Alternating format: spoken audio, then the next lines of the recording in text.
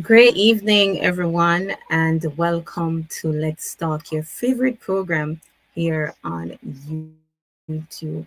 It's not Tuesday, I know it's Wednesday, but you're in for a treat nonetheless.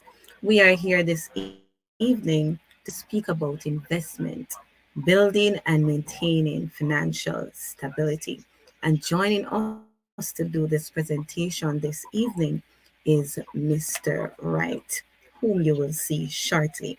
What is an investment? Why is it important? How can it help me to build and maintain financial stability? Do I have to be wealthy in order to invest? These are some of the questions which will be answered this evening. Welcome once again, everyone. I am your host, Ancelena Versatility. But remember, as you join us this evening, don't forget to like this program. Don't forget to share. Don't forget to comment. Don't forget to come with your questions. We are here to share, to educate you, to inform you, and also to inspire you this evening. I see you, Noble, this evening, my biggest supporter. Remember, share out this live. We don't want a friend to miss it. We don't want a coworker to miss it this evening. We don't want a family member to miss it. So don't be selfish. Go ahead and share out this live this evening. Our presenter, he is here, but we're going to give it another 5 minutes or 3 minutes to allow for persons to join as you share out this live. Also, my co-host, Mr. Dwayne Davis, should be joining us shortly this evening. Once again, welcome to Let's Talk.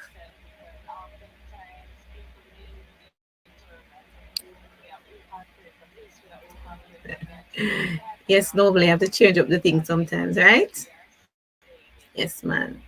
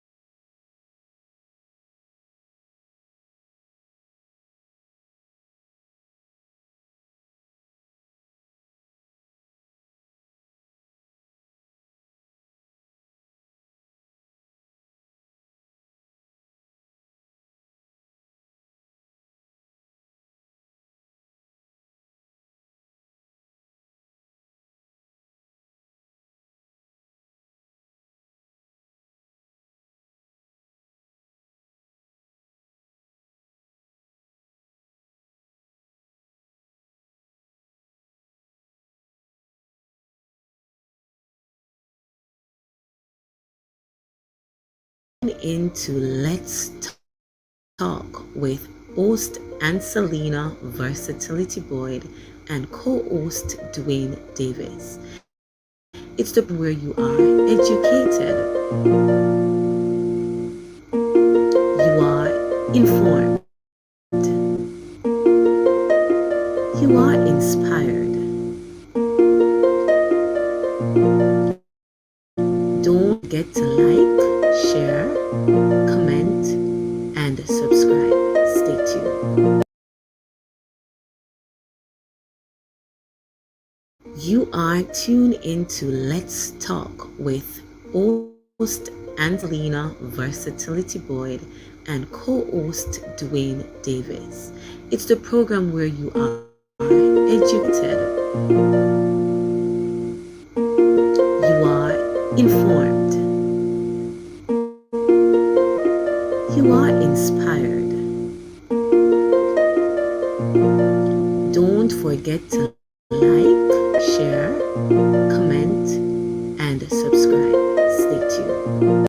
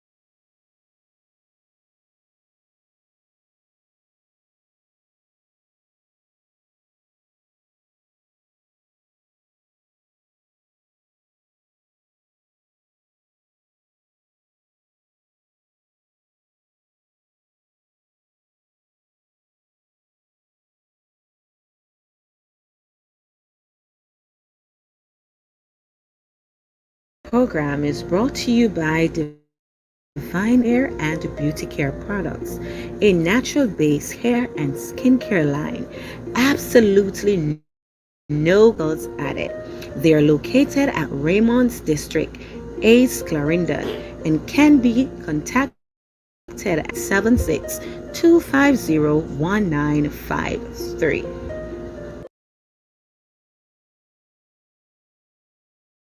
This segment of the program is brought to you by Divine Health Hair and Beauty Care Products, base hair and skincare line.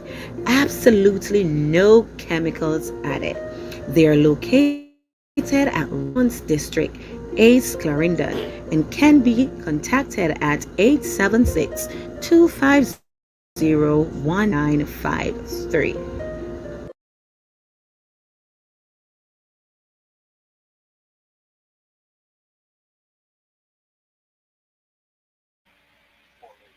Once again, everyone, great evening and welcome to Let's Talk, another program where you will be informed, educated, and inspired this evening. Our presenter is here, and I will not be holding him off any longer. If he is ready, the platform is yours. Mr. Wright, are you ready for us this evening?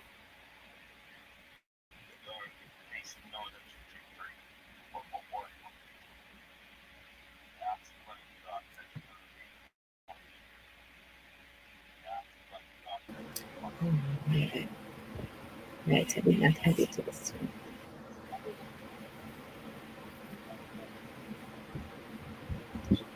Should I go ahead?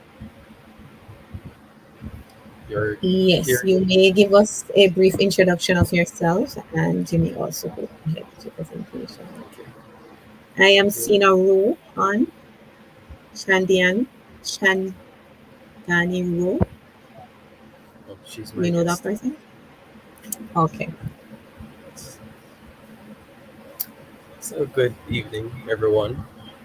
As you can see and heard before, my name is Denzil Wright.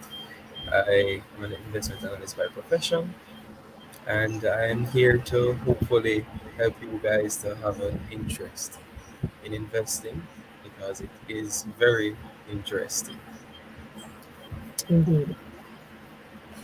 Okay. We're happy to So have you this evening, Mr. Wright. So you may go straight ahead into your presentation. it's a pleasure being here. Just bringing up the file. Just a second. Oops. Okay.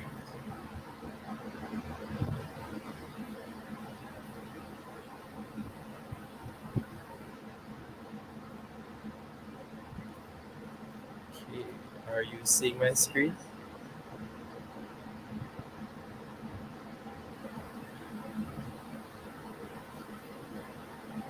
Hello? Yes, I'm seeing your screen. It's on. Great.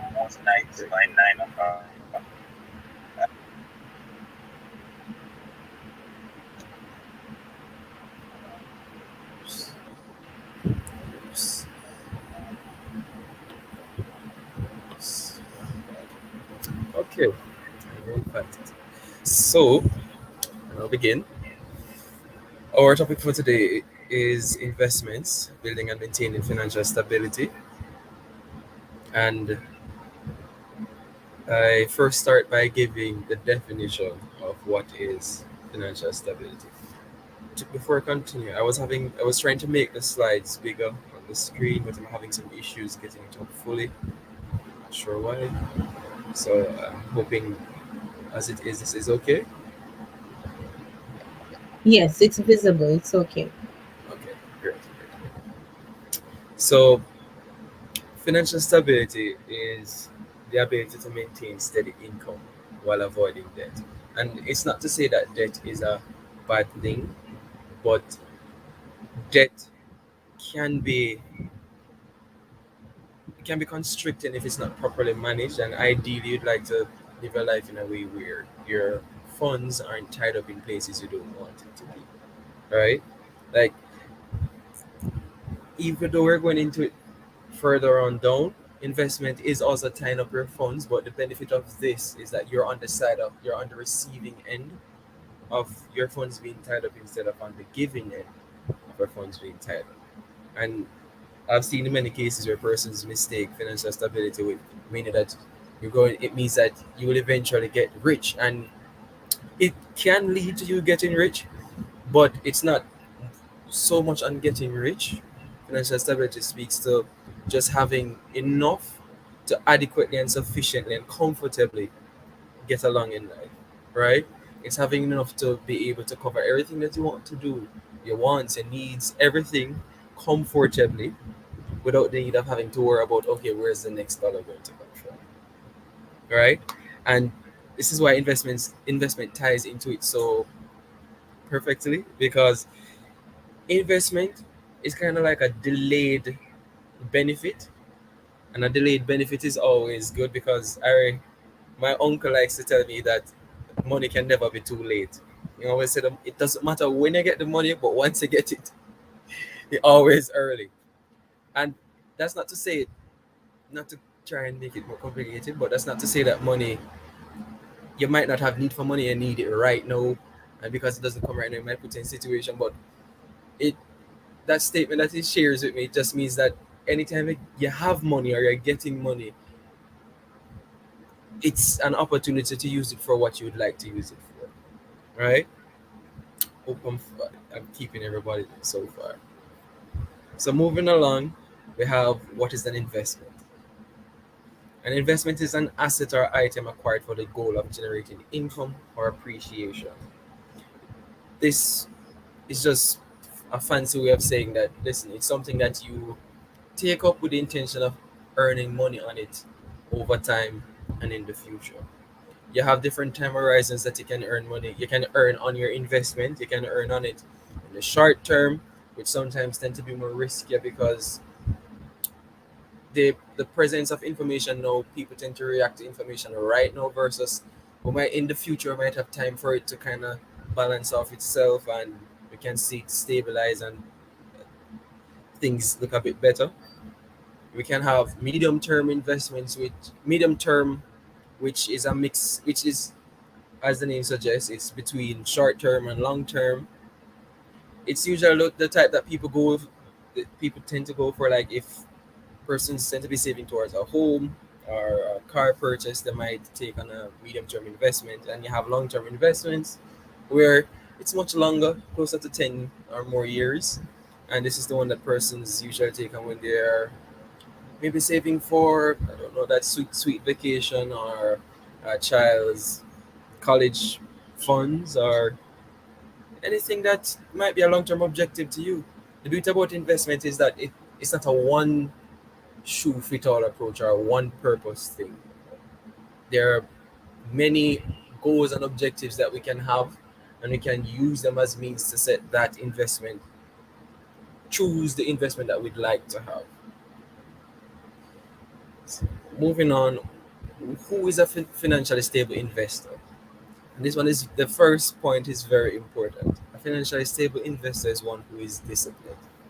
Many persons have the drive and they said, yes, I am going to start investing today. And some of them actually start investing.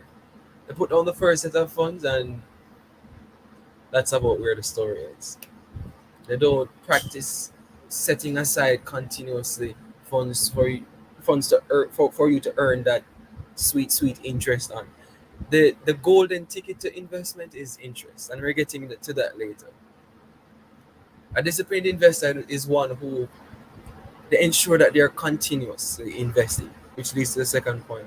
One a person they are a person who tries their best to set their goals and keep their goals keep to their goals and objectives, so as to not find themselves wandering too far off and end up losing or not getting that return or achieving the goal, the objective as best as they would like to.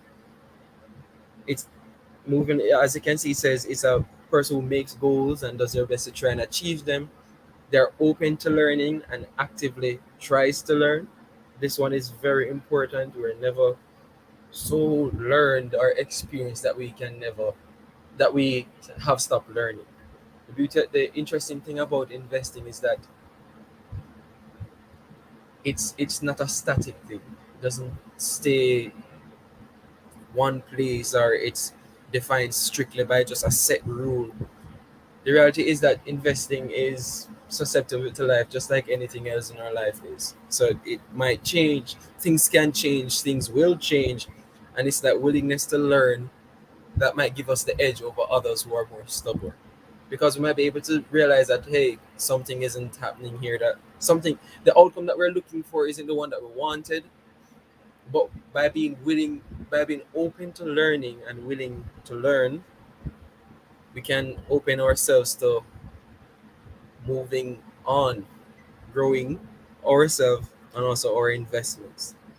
And it's a person who makes wise financial decisions. And this part is important. I know sometimes we like to spend and get ahead of ourselves, but just imagine if you got that extra bonus, and instead of spending that bonus on however amount of clothes or that nice brand new set of wheels that you probably wanted for the car, you put it down to grow, and in 5 years' time, you get probably having a lot more than you would have had. Just a second, the laptop is dying. Give me a second, just a quick second. That's okay. Welcome, Peter Gay.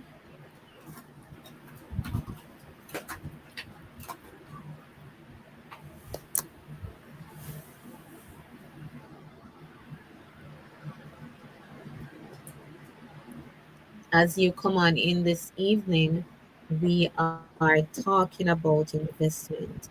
What is an investment? What makes you a financially stable investor? That's what we are talking about this evening with Mr. Wright. Okay, I should be back. Everything okay? You're seeing me fine? Yes. Yes. So speaking on the make financially invest a financially stable investor is one who makes wise financial decisions. And I would argue that the wise decision is one where you're always earning or getting something from it. And sometimes we can delay our emotion.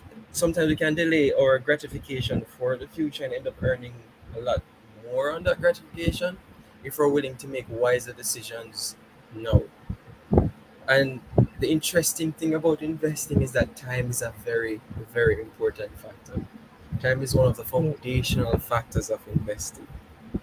The sooner you start, the better it is for you at the long run.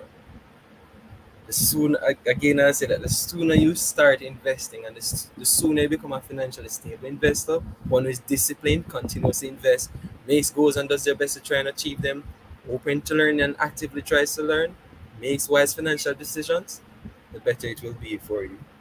Because then you have the opportunity to start earning more over time. And we all know this time isn't waiting on anyone, it's not stopping for anybody. So Oh, yeah. if it's going to go, we might as well make the best of our momentum with it.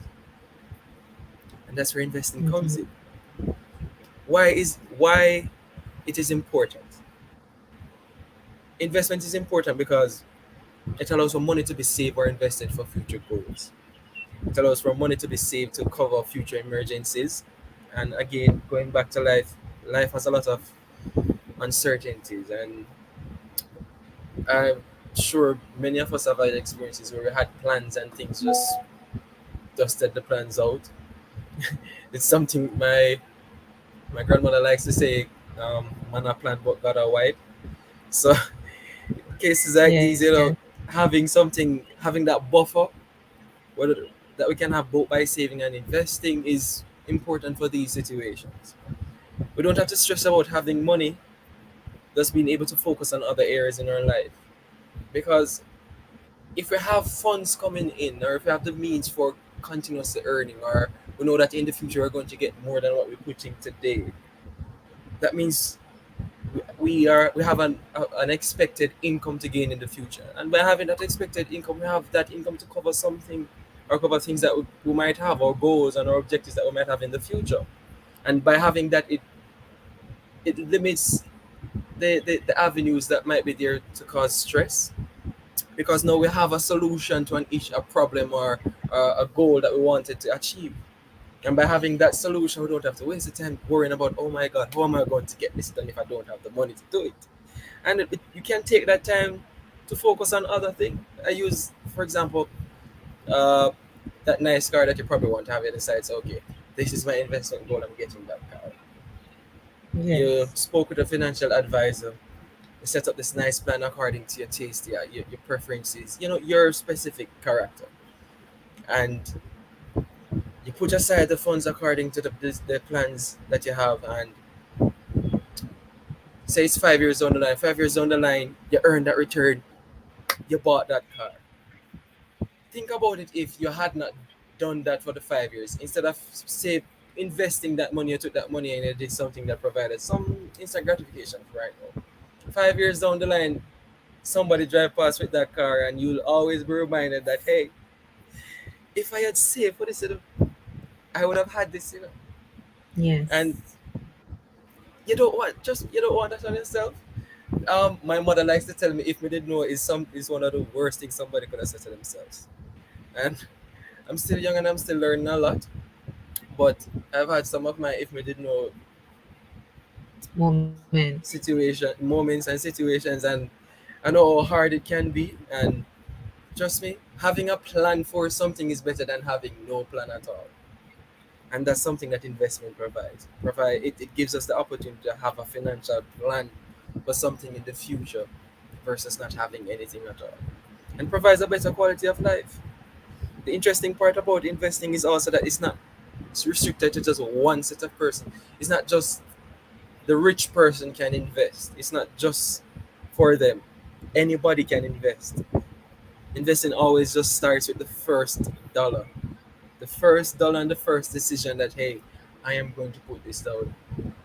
That's where investment start. If investment was reserved for the rich. No, I'm not speaking that I'm not rich. I like to tell myself that I am rich because words Amen. have power, and I'm putting it out there so that God can work on that part. But in That's my right. working towards being rich, right? If I told myself that, listen, at this current moment in time, I'm not at that point of richness that I'd like to be. So, how about I invest? I'd put myself at a disadvantage because what's going to happen? Time isn't waiting on anybody. Time will keep going. And by time keep on going, I would not have had that opportunity to earn on that investment that I would have wanted.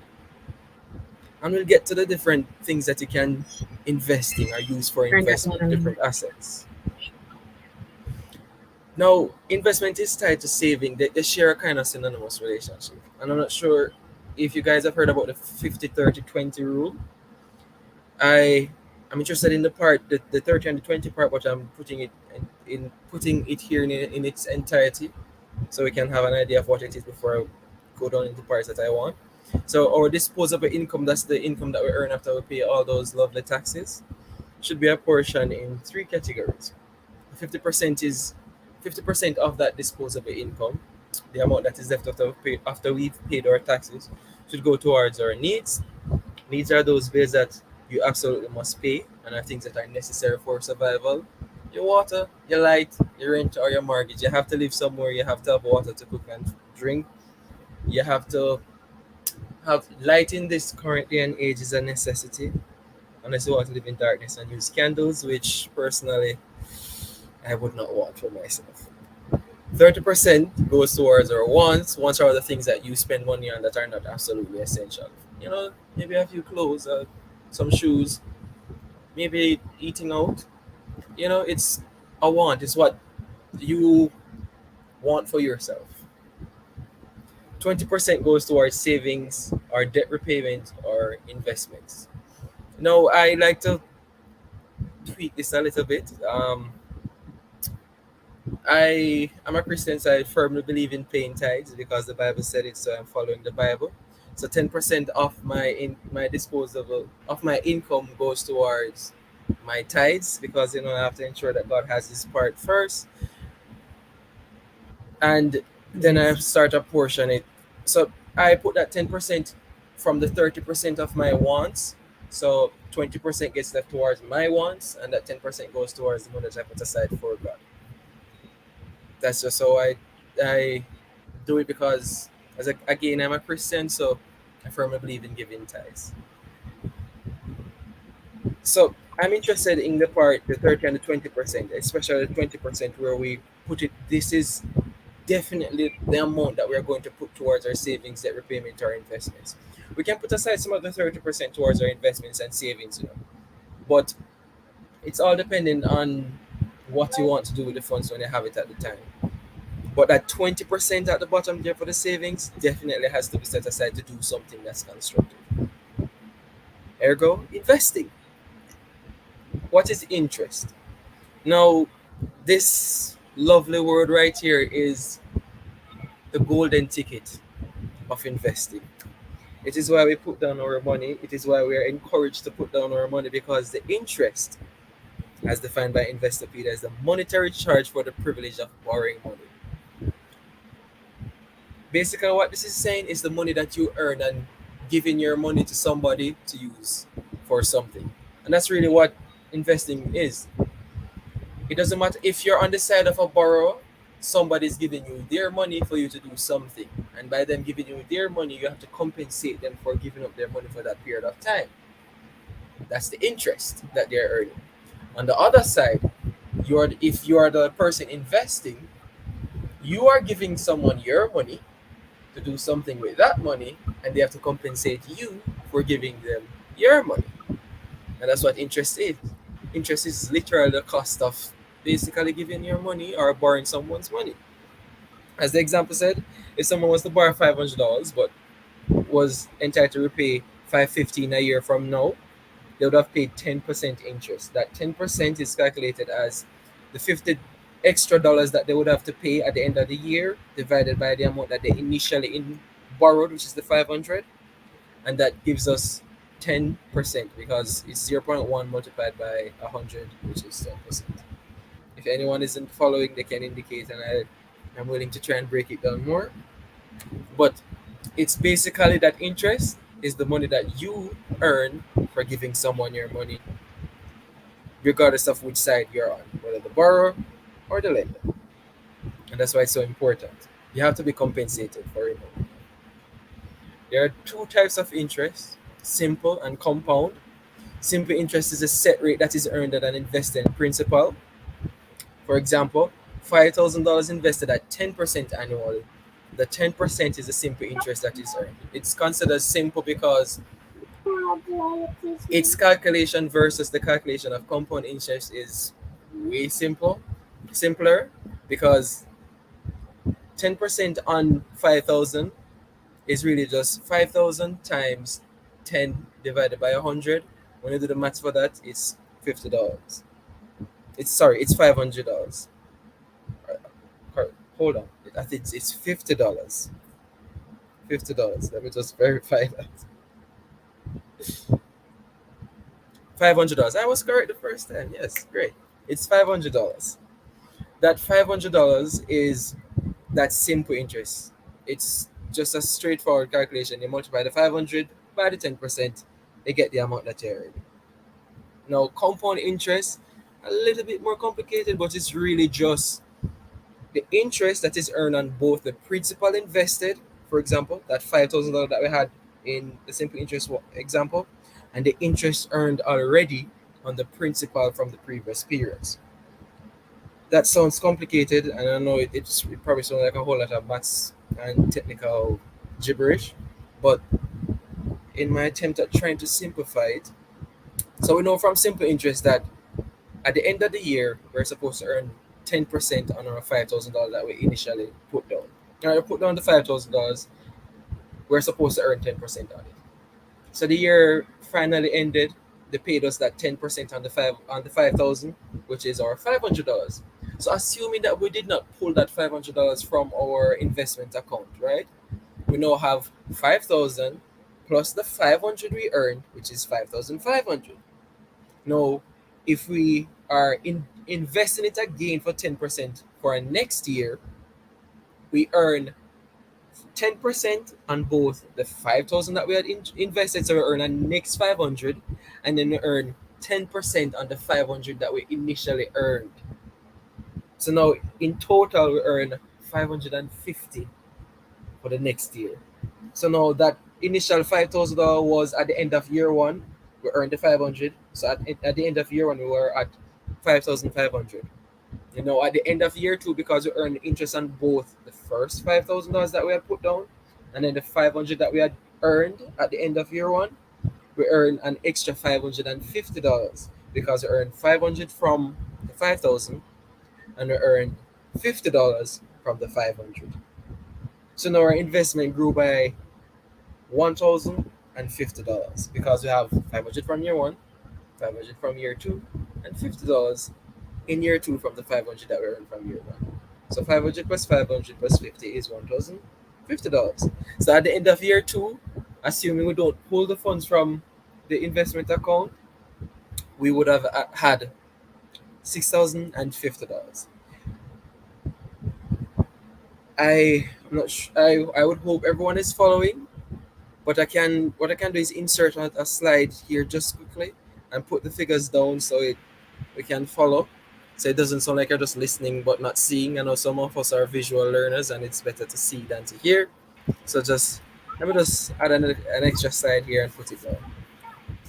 The year one, we invested our $5,000.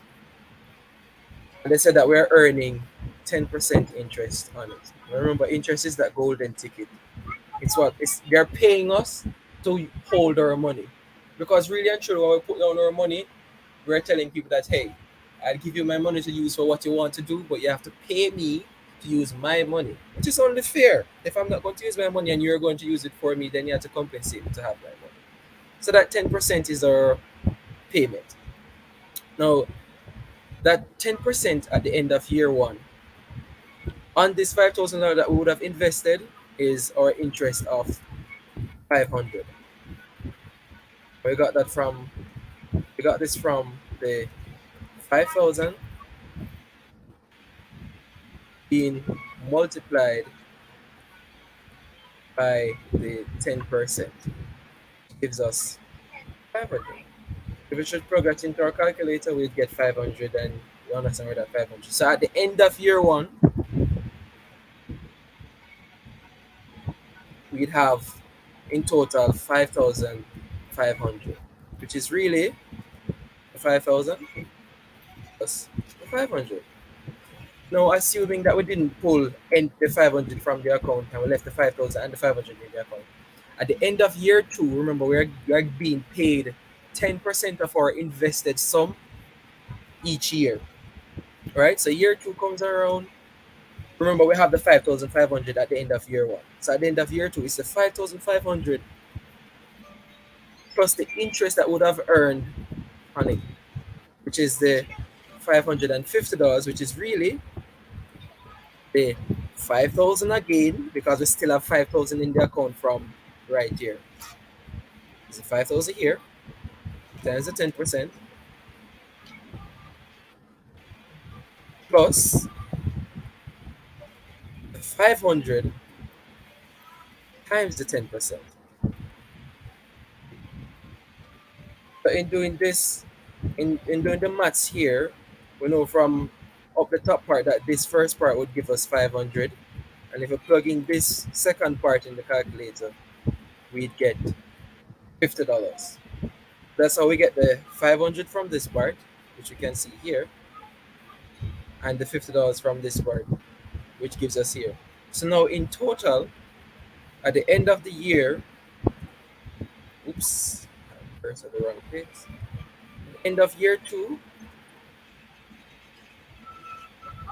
we would have had the $5,500 that was in there at the beginning of year two, which was the end of year one, plus the $550. It's equal to, doing the maths here, $6,050. So in total, our compound interest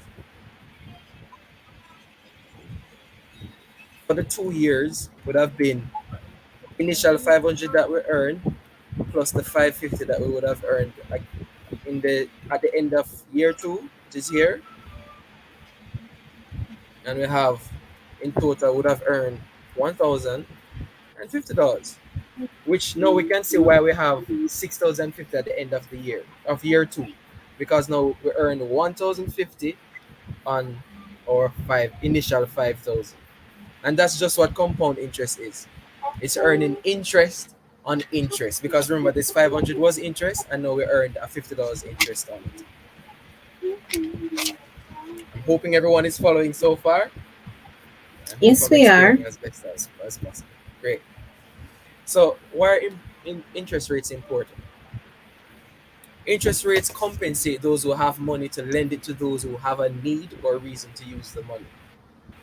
And it ensures that money is not sitting around idly as one party gets to earn on it while the other party gets to use it to achieve goals and objectives.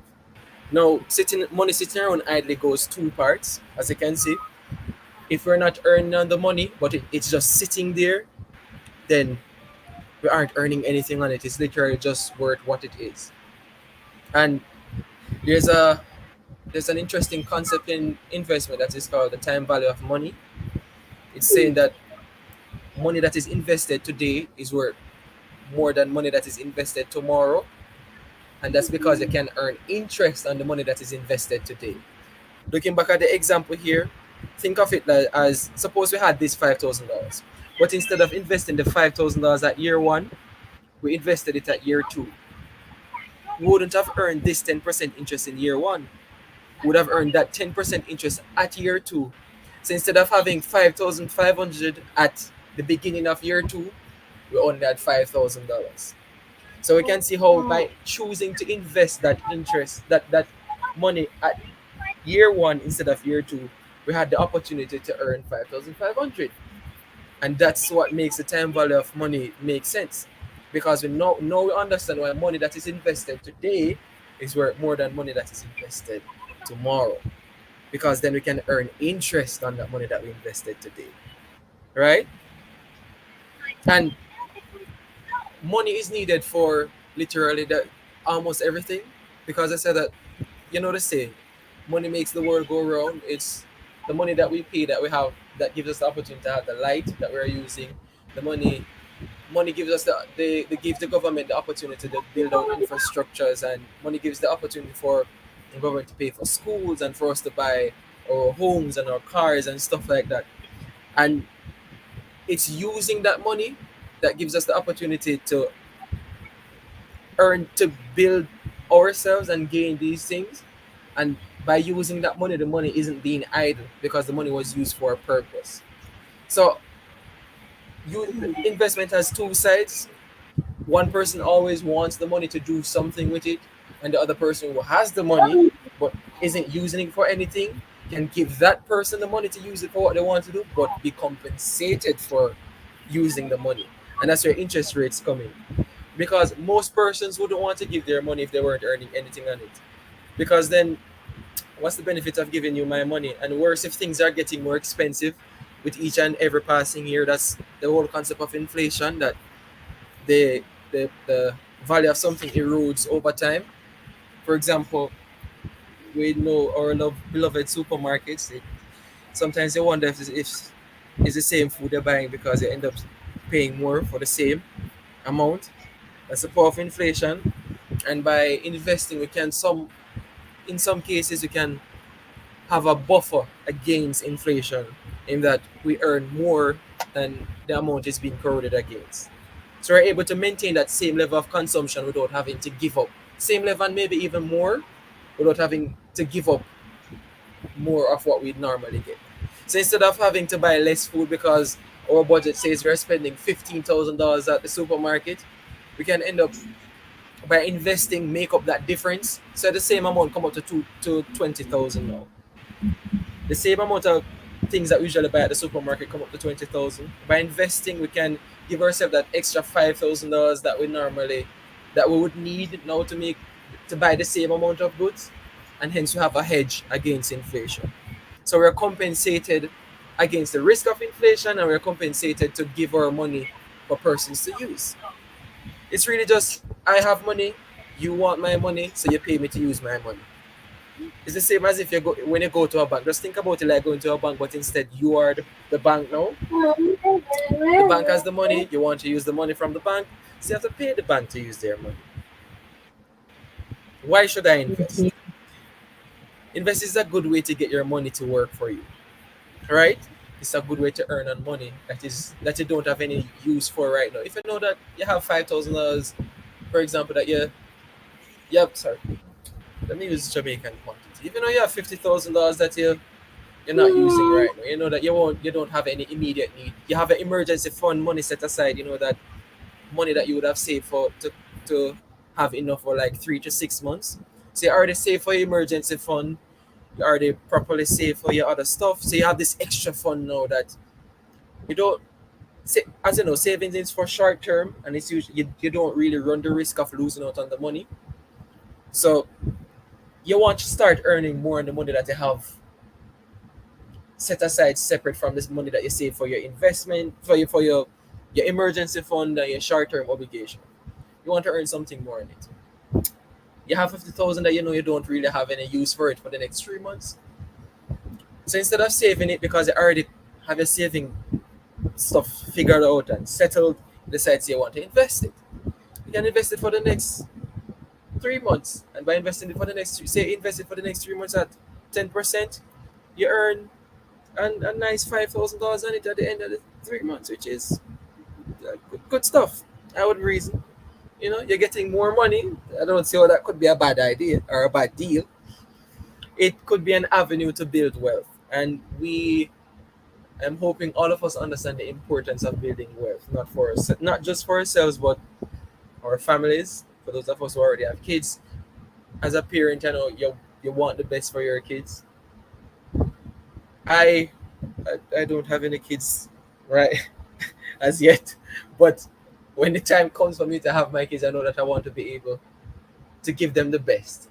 And I want even when I'm gone, they still can be able to have the best. So I'm not just trying to build wealth for myself.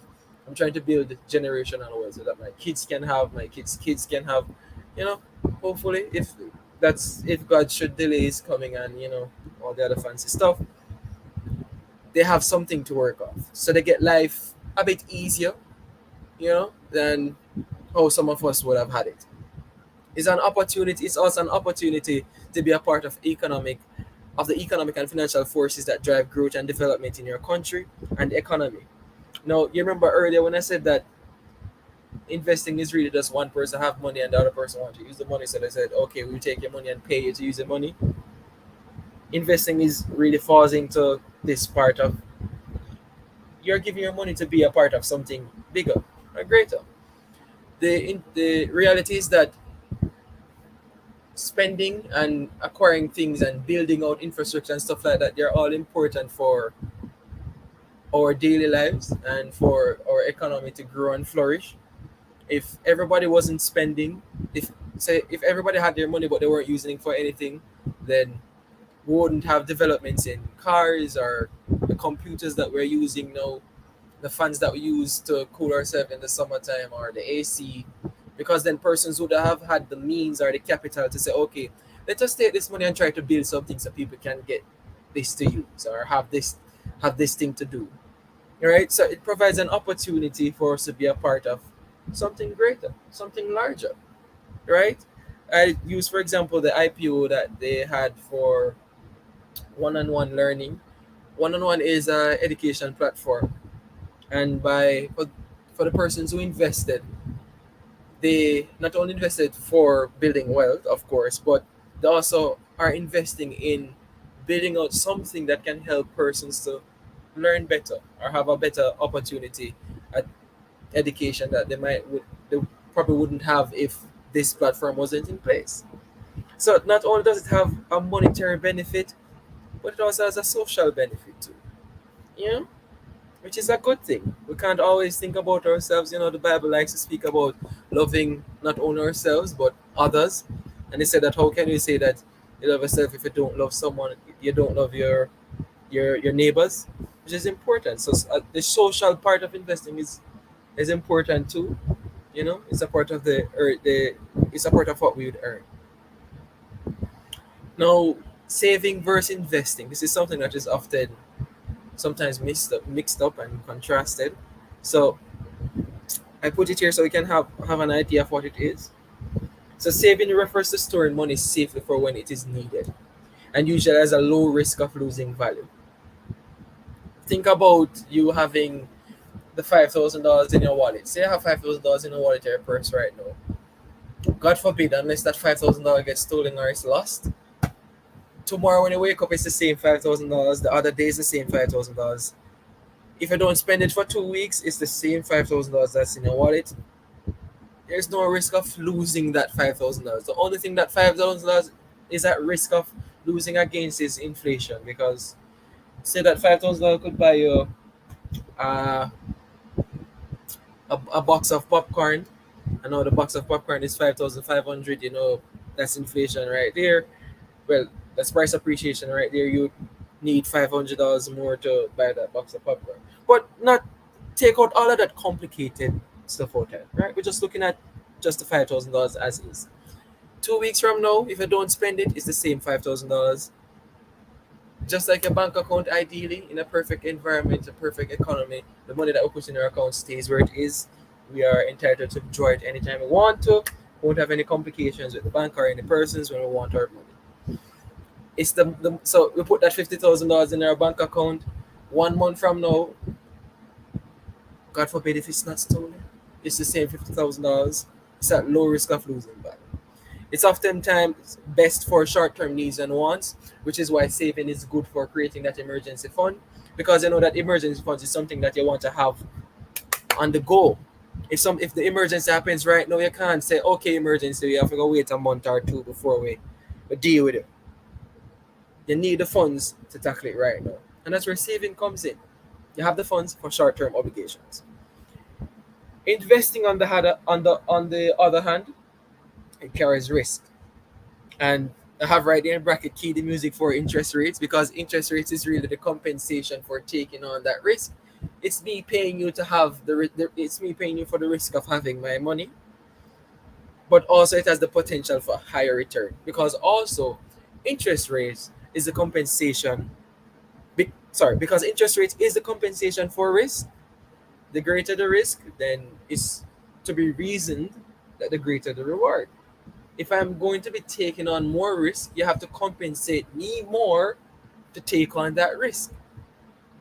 So if you just think about it like a business, if you want me to do more, you have to pay me more, right?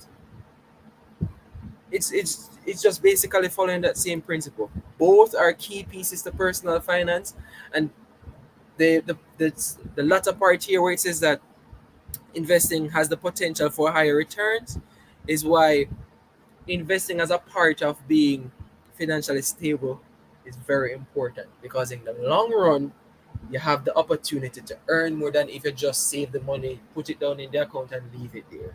Because remember, if we leave it in the account, we aren't really going to earn much. Versus if we are investing it, we have the opportunity to earn way more on it in the future, right? Everyone is following me so far. Important points to remember when investing is that investing carries risks, but that's why the rewards tend to be higher. Saving, as I told you, is you're not really taking on much risk because the money is almost guaranteed to be there. So therefore, there's nothing to really compensate you for, right? If you're not really taking on risk, then why should I pay you to have the money? And really, saving is you just putting aside your money for you to use. So I don't see how you would be paying yourself to use your money when you already have the money, right? Invest according to your appetite, which is very important. You have to know what you are comfortable with, and it's good to take advice from people, but it doesn't make any sense that you take on riskier stuff if you know within yourself that you're not really comfortable with that. You understand? If you know that the riskier thing and you not gonna really work because you're not comfortable with losing a good sum of money in the short term, then save yourself the stress and the struggle. Just talk to your financial advisor and they'll pick out something that is more of your speed, right? Some of us might have risky appetites. We might be willing to say, okay, listen, we know say hot, but in the short run, you take the big loss. because I'm expecting that the future, so I'm going to be compensated for it more. That's fine. If that's you, that's okay. But it might not necessarily be you. So it's important to speak with a financial advisor to kind of understand, say, hey, this is what I'm comfortable with. Help me to find these things that help me to identify these investment products that might fit my personal taste, my speed, what I'm comfortable with. Right? Don't get carried away by the noise. Think about noise like gossiping. We understand how gossiping can eat away at the stability of something. For the Christians here, the Bible speaks about it a lot, how it can sow a lot of disunity in the church and among people. It's almost the same with investment. The noise can lead to a lot of speculating, and by speculating, you can put yourself at risk of losing out big time. Because now you start to think about things that might not necessarily be the case, and by taking on a more speculative view, you might not look at factors that might say, hey, things are okay, and because it's speculative, you might rush into a decision that end up causing you to lose big time. And it might be the other way around too. You you might speculate, you might be too speculative, thinking that, hey, no man, this is a turn or return, and really and truly things are risky, and you need to probably just cut the losses where it is and move on. So it's very important to not be carried away by the noise, and this is why having your financial advisor close to you in these situations is very important, because your financial advisor is like your person who you can talk to. It's like, think about your financial advisor as your the person whose shoulder you can lean on when it come onto your money. They are the ones that will help you to navigate all of you know, the complicated stuff, the noise, and all the different stuff that you don't want to be caught up in. Right? Investing is very important because it's likely to earn you more in the medium to long term. And this is not to say that okay, you can't earn in the short term, but the reality is that because the short term is more susceptible to what is happening now, it tends to be a lot more speculative, and it tends to be a lot riskier in that things tend to fluctuate a lot more because people react to things. People like to react to things as they see it. Whereas over time, think about it like getting a slap, right? Right now, when I get the slap, it stings. But over time, it smooths out to the point, it levels out to the point where eventually not you don't feel it anymore, right? Think about investment like that. In the short term, you might have a lot of stinging stuff, but over time it should smooth out. And I learned this, that the important thing about the economy is that the economy always wants to grow, right? People always want to earn on their money, and people always want to do things with money, so the economy always wants to grow. So over time, you will end up earning more in the long run and medium term than you would have in the short run, right? Over time, you realize that all of these little ups and downs that you're facing now, in the long run, you realize that the market, they kind of get comfortable with what happened. They made the decision, they made the plans, they start to compensate for what is happening now. And by compensating for what is happening now, they know, okay, we know how to navigate this. Let's go back to making money. And therefore, that's why in the medium to long term, we end up earning more. So all along, I was talking about investing. What can I do? What can I use to invest? Now, these are some products that we can investing. We can invest in Jamaica. There are a lot more products, but some of these products they have a whole lot more complicated build up and make up, and some of them aren't available in our local economy. We can get access to some of them through brokers, but it's a lot more complicated, and you might end up be hitting with transaction costs. It might not be ideal for if you're just starting out investing or you're trying to build out your first set of you're investing right now.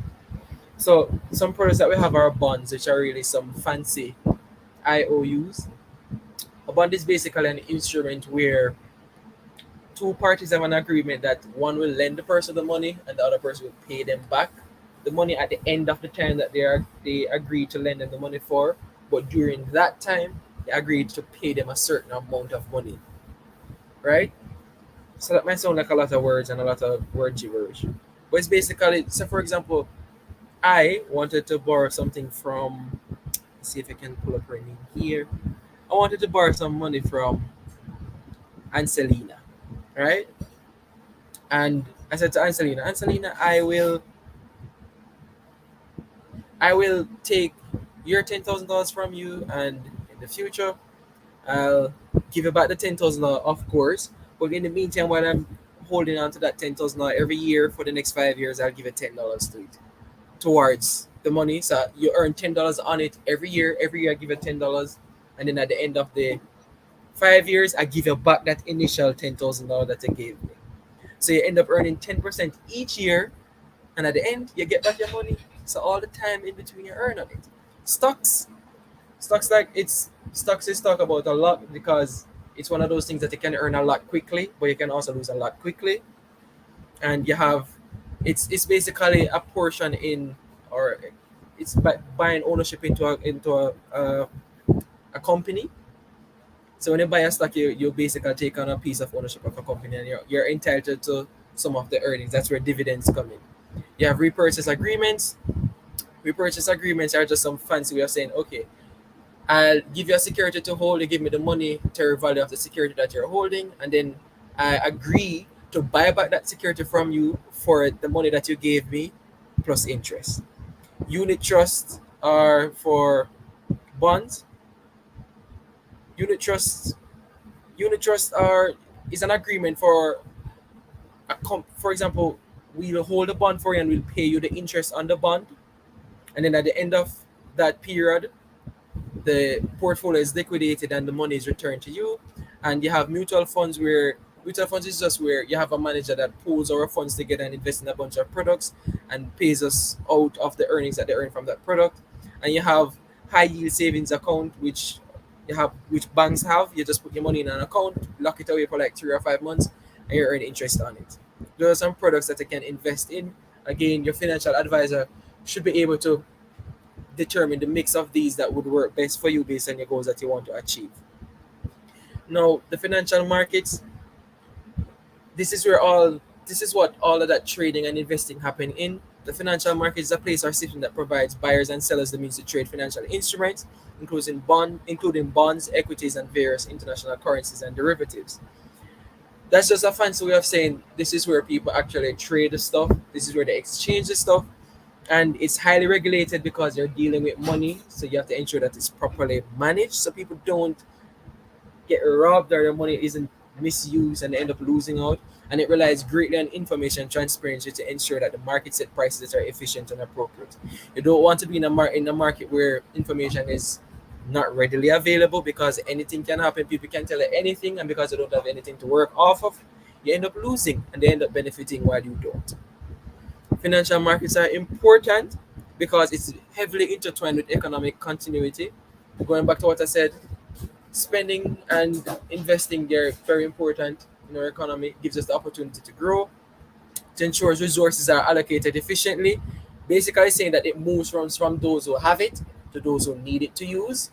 And then the persons are compensated, each side is compensated for what they want to do. The side that gets the funds get to do what they want to do. The side that has the funds but gives it to the other person to use them gets compensated with the interest that we spoke about. And it makes it easy to trade between buyers and sellers. The financial market is there so they can facilitate all of this lovely investing that we were talking about before. So, in the event that you're interested in investing, we have a bunch of registered brokers in Jamaica. I have a list here. I can leave it. I'll leave it here for a while. If you want to screenshot it, you can screenshot it. It's also available on the Jamaica Stock Exchange's website. You can just go on Google and type in Jamaica Stock Exchange registered brokers in Jamaica, and you'll find this list. The same list here. We can speak with. They have links to the website where you can click it and it can bring you to various brokers, and you can call and get the process started and see what can work for you.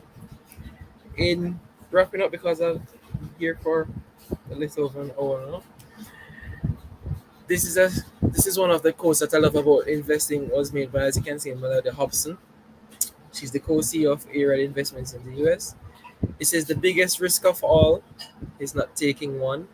Again, the reality of investment is that nothing is really guaranteed, as it's all based on the conditions in the financial markets and the economy, right? Ideally, we'd want to live in a world where everything is perfect, but we know that life isn't perfect.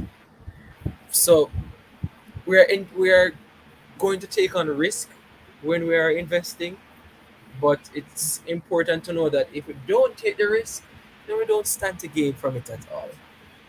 And we're optimists here. We speak with our words of power, as we know from the Bible. So we speak optimistically that our risk will pay off. Ideally. And with that, I bring my presentation to a close. Whoa, what a presentation. Quite a mouthful of information this evening. Those who are tuned in, as you digest this information this evening, begin to type your questions because I know you must have questions for our presenter this evening. Anything that you are not clear on. I am inspired this evening to invest. How about you, Mr. Davis? Are you inspired to invest this evening? Well, if I things to think about, you know. A whole lot of questions to be Too asked much and if answered. it can digest today. Oh my God, a lot of information, quite a mouthful. Thank you so much, Mr. Wright, for Yeah, I accepting think the I'm gonna have a invitation question shortly. to share with us this evening. So I want to go to our very first question. It was here from the beginning. Sister Danielle Barneswell, how much do you need to earn to invest? That's the first question that I'm going You to can pose start. to this evening. You don't need any big amount. But comfortably, most places they usually tell you that if you want to have something substantial to start with, you can consider $25,000, sometimes 15. But it's not that you have to have that 25,000. It's just an ideal start amount. You can start with as little as $5,000. You can open a brokerage account, speak with a broker, and say, "Listen, I am comfortable with X. These are the conditions that I'm comfortable with. What are the companies that might fit this?" Start with a $5,000 and you buy your first set of stocks with a $5,000. You can buy a stock for some companies the stock is as cheap as $1 and something. Imagine how many stocks you can get with that. With the $5,000 you decide Okay. you wanted to start with. And even Well, your kids start where. can start. Okay. Okay. Yes. So you can open So, investment accounts on behalf of your kids. yes, I do have an investment account for my daughter. All right. So you said start where your pocket can reach, right? In not so many words, but start where your pocket can reach. But as I was sitting here and you were explaining the simple interest, the 10% and the $5,000, I said, but suppose I want to be a homeowner and I start off with that $5,000. I know that it's gonna be something long term, but how many years would I need to invest in order to purchase a home? So interesting. The $5,000, yes. yes. So the formula for calculating it is quite complicated. I won't lie, because it's based on the factor. Again, it's based on compound interest, which in and of itself is, you know, it's complicated in the sense that you're earning interest on the interest, and then you continuously earn interest on interest. But I have a Yeah. fancy little calculator that is called the financial calculator that makes it quite simple for me.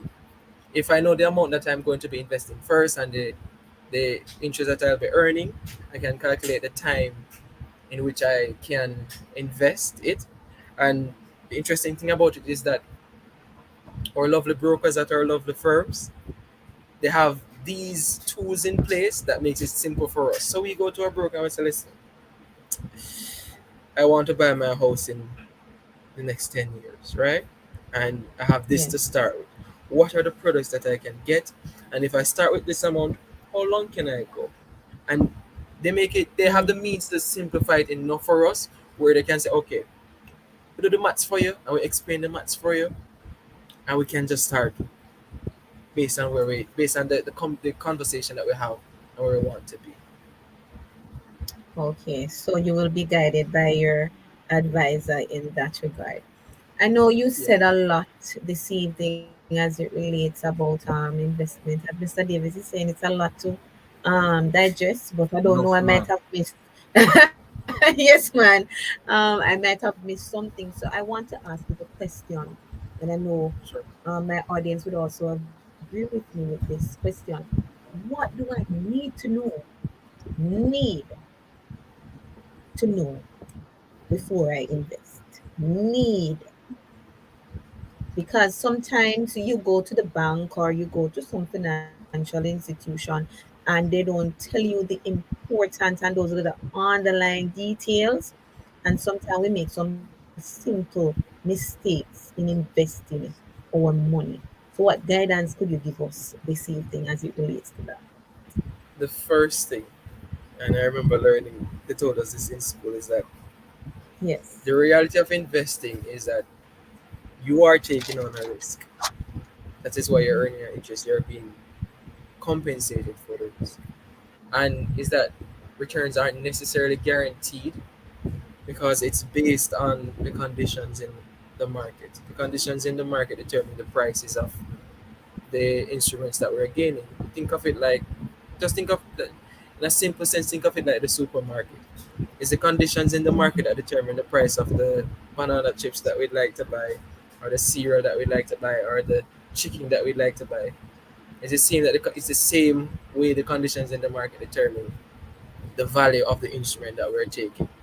Many persons often don't take this consideration, and then when they start to, especially in the short term, when they start to see the losses, they start to panic because they weren't anticipating that, hey, I could Mm-mm. possibly be losing something here, and they Mm-mm. start to panic, Yes. which is why it's important not to get carried away by the noise, and when setting an investment objective, to set it for the medium to long term. Because, Yes. as I mentioned before, over time the market tends to, after the panic and the react and everybody start to get speculative, they tend to start having an understanding of what's happening. They make their decisions and they start to compensate for the factors at play, and the market just Yes. goes back to earning.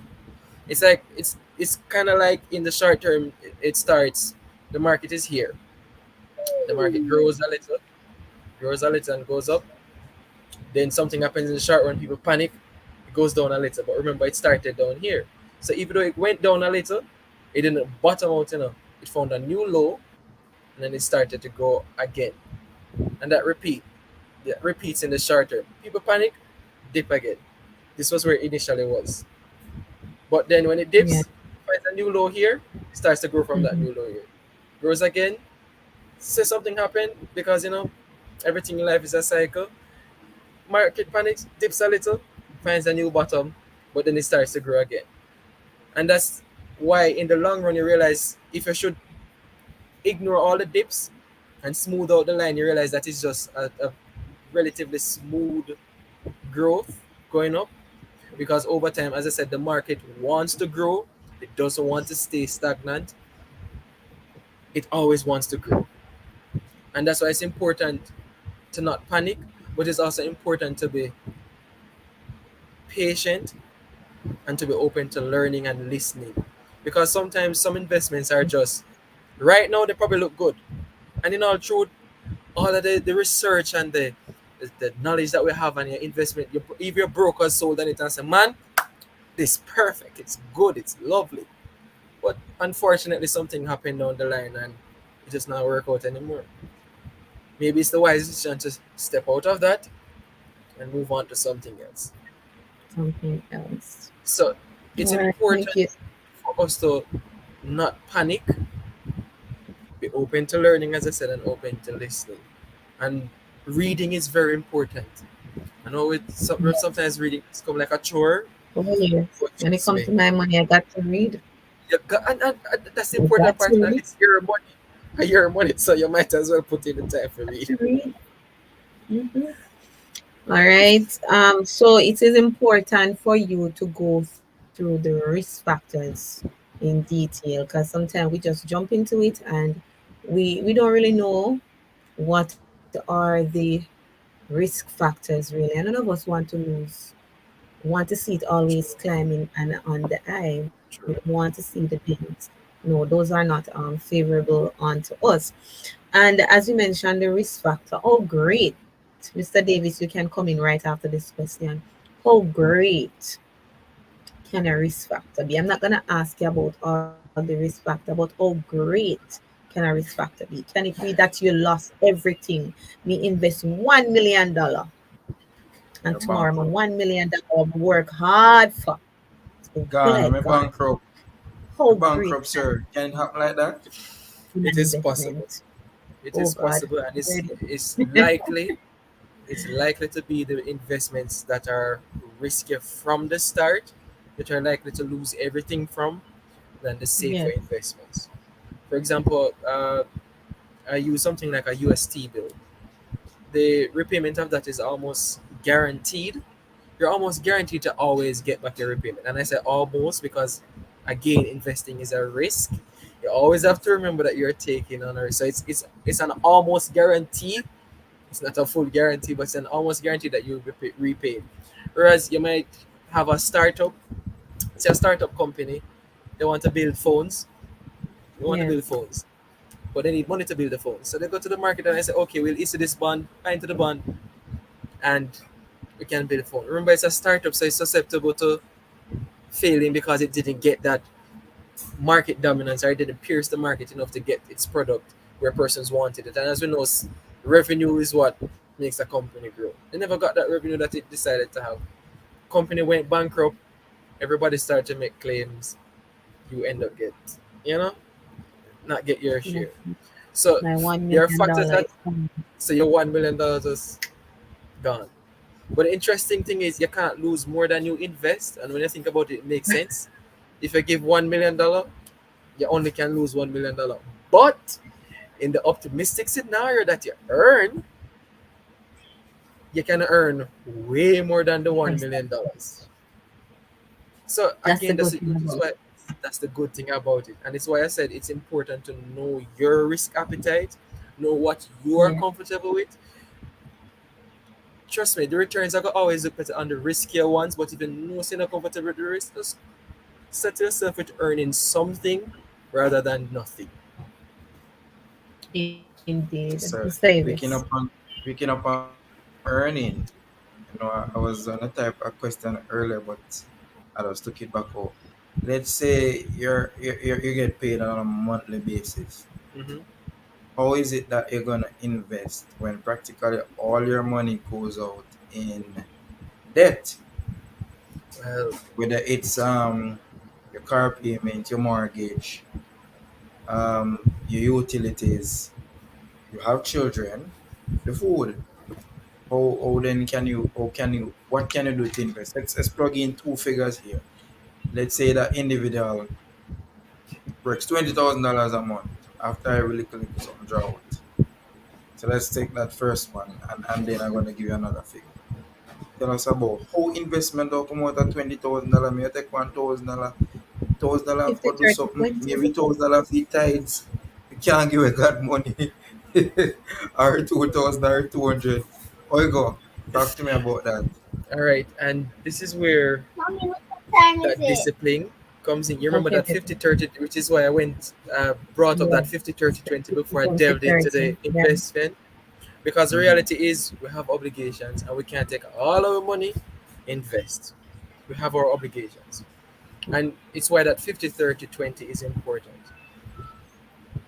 We ideally would like to put our must or all of those needs, the things we know we have to pay for, we ideally we don't want them to exceed 50% of the money that we're earning. If it start to exceed 50% of the money that we're earning, realize that our savings gets affected. One, because now that 50% cut over into either the 30% or the 20%. When it cuts into those, less money is going towards those and maybe none at all. What starts to happen is that We realize that we're overexerting ourselves beyond what we can actually cover, and investing isn't going to solve that. We have to solve that part first before we go to the investing. We have to find that discipline to know that, okay, these are the obligations that I have. Start by making the budget and tracking the funds, because you might realize that by making that budget, you can see how your money is working. The interesting thing about budgeting is when you're budgeting, you see how the money is being spent. You see, if you don't budget, it's easy if you just spend the money, you don't even understand how the money done. Yes. And it might be that there's a way for you to start cutting back on spending by seeing how the money is going.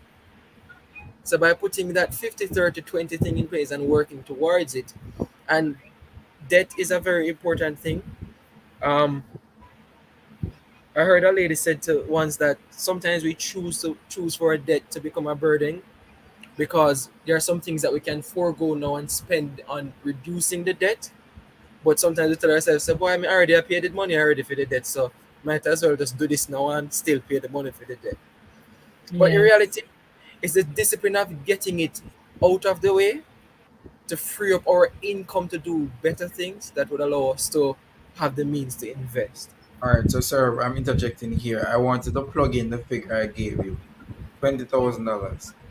I Okay. take care of in a scenario I'm giving you by practical now. Maybe it doesn't Mm-hmm. have a car payment. Maybe it has a mortgage and some other things are taken up because of other expenses. Like this loan he would have accumulated from probably studying and coming to work now, let's say a year or two into it. Then when you calculate it now, you get net pay home $20,000. You have an internet bill to pay, you have a light bill to pay, your water bill to pay, you have food, you have children. Are you married? So hold on. How that work? How that So go? then I need to So know how stick to much the you're trade. paying. How much you're paying for the rent? How much you're paying for the internet? How No, much you're paying? no. Let's say if the scenario is like the person has home ownership there. Let's pen Mm-hmm. it that way. But $20,000, So they don't pay mortgage. you're paying in a mortgage out of it already. So when they get that in hand, they just get in $20,000. How we work that? So the mortgage is coming out of the 20, or the 20 is net No man, it's mortgage. already No, the taken out. So the market comes mortgage is with the taken upfront. out. The other some other expenses via the bank is already taken out. So when you Oh, get it in hand to the machine now, it's you're only 20. able to pull 20. You So understand? So how we work that out? so you only have 20, and To your work it. obligations are already covered from the 20. I'm following. That's Major what I said. So tell me obligation. about it. Your Yes. major obligations. So all that is left Yes. is the food. Food is to come from it. The light, Food, Yeah, so light, the internet has to come, the water internet. has to come, light has to come. Some food something have to work out, and then you're married. The children I have a spouse, my wife or husband, whichever one. Well, How you pencil that out? so how you'd pencil that out? That would means that you might have more obligations than you'd be able to invest. If, in a case like that, it is often advised for you to find a means to augment the income, maybe doing something that can bring in more, or Right. find somewhere where you can cut back. Because the reality is, if you don't have it to invest, you can't invest, Right. right? And you don't want to have all of that income tied up in obligations where you don't have anything to do with it. So the only thing to do right there is to find a way and find some means to start cutting back on some obligations somewhere, or something somewhere. That's one. And Mm-hmm. or find a means to start augmenting the income. All right. So want to interject here in terms of augment. I mean another stream of income. Yes. What you mean online sources, or you have a skill set, you go and try and work it. What if you have that skill set Mm-hmm. and you're Ancelena can sing, man. Then go a concert everywhere I got a town. The Mm-hmm. Lord bless you, water and juice, and send you home. Bless you, man. Oh, you go. Ancelena have $20,000. Use Ancelena. Oh, Mr. Boy now. So now No mash the for only thing flour. I would have to And say, then have $20,000 until you got town and go on big stage and band and everything until you sing. And you come down and shake your hand. Wonderful. And give one juice and water and everything and everything. but And then you don't know where you're going really. Maybe I want a little bridge in this around the corner. You say, I climb on him, say yes. but I then say I you eat my ride, squeeze up in a vehicle, you crush up and everything. Oh it go, talk to us about that. Because that's so actually using some examples from what I am aware of around persons. That is the scenario. They have a talent or a skill set. A person that say, oh, Denzil, Ancelena, yeah, man, that's Washington boy, man, and whoever, you know what I mean? mm, And that they don't know that there's a need there. You go, yes, you know, run it down, but you have a need to say, all right, let's say they look into it then. You are coming to sing, you're coming into Kingston. Why not offer you $2,000 $3,000 or $5,000, whatever they can afford? They just give a pack up with the food and they might not even know how you're getting home. Some will give you a ride and others just you just come and sing.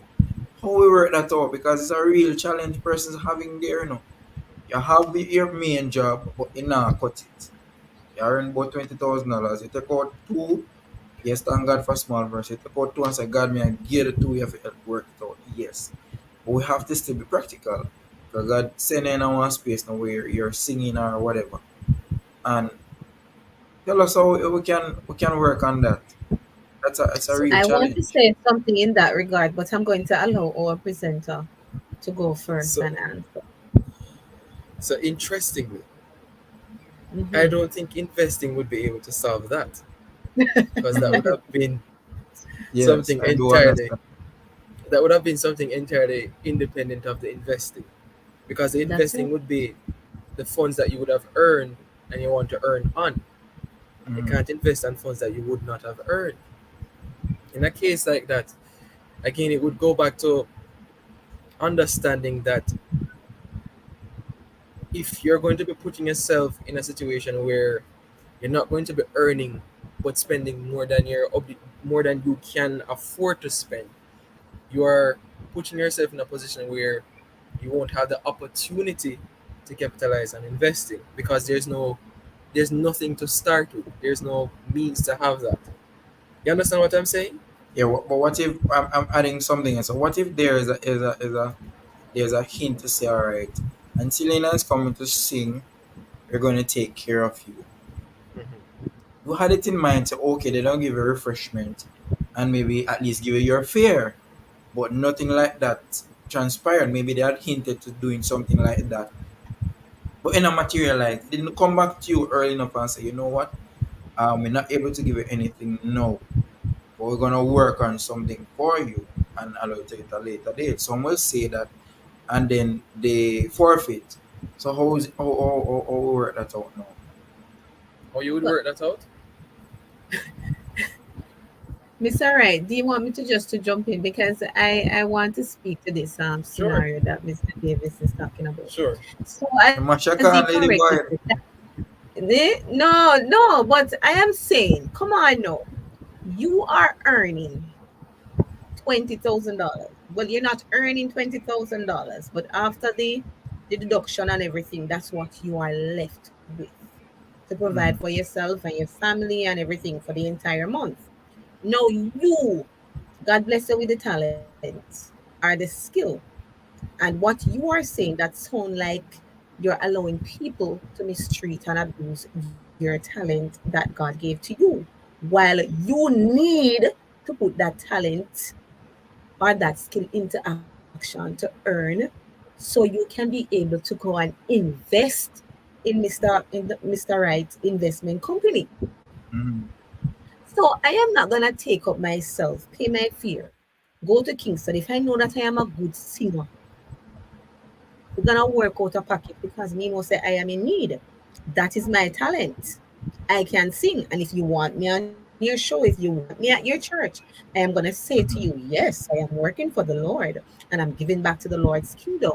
But at the end of the day, I need this extra money because I have a gap to be filled. So I'm But not gonna take that's so $2 good. yes.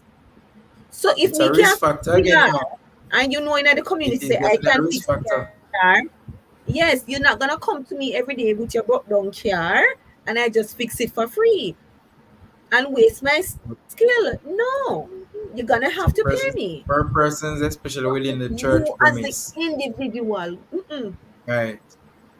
Now I it is know, as I you say, on an individual basis. No, that needs to take a stand. some persons even No on church, church no. premise, they go and they say yes, they're gonna come through with X amount for your singing or your mechanic work, and then shh, it's probably that nothing was written in black and white. So maybe that's why them put it Once that. or twice, It's two and that's it. scenarios. You lay your cards on the table, sir and Ancelena, and they forfeit. You understand? It's not that you had something written down in black and white to say, all right, this is what is done. You have come to a verbal agreement that something is gonna be Mm. gonna happen. It's a real scenario. I can understand that Yeah, it's a it's a real real scenario. scenario. But then again, as with any issue, unless a solution is provided towards the issue, then you can't work on what you can gain from earning from the issue. You understand? Mm-hmm. So in this case, if you had earned on that skill, you could have taken that money that you would have used Extra to money. that extra money. Now you have extra money that you remember, maybe you didn't, it wasn't initially, that every month you get the 20,000. But this month, you get the extra, you say you get the extra $5,000 from singing. That Mm-hmm. extra 5,000 you could have tell yourself, say, all right, get the extra $5,000. I don't need to use it right now because I already know how the 20,000 book out. So we can't save the 5,000 Mhm. there. But instead of save the 5,000 there, Yeah, yeah, but I go down and I have invest to it. jump in now, sir. Yes, you got an extra thing from 5,000, but you have some hungry children too.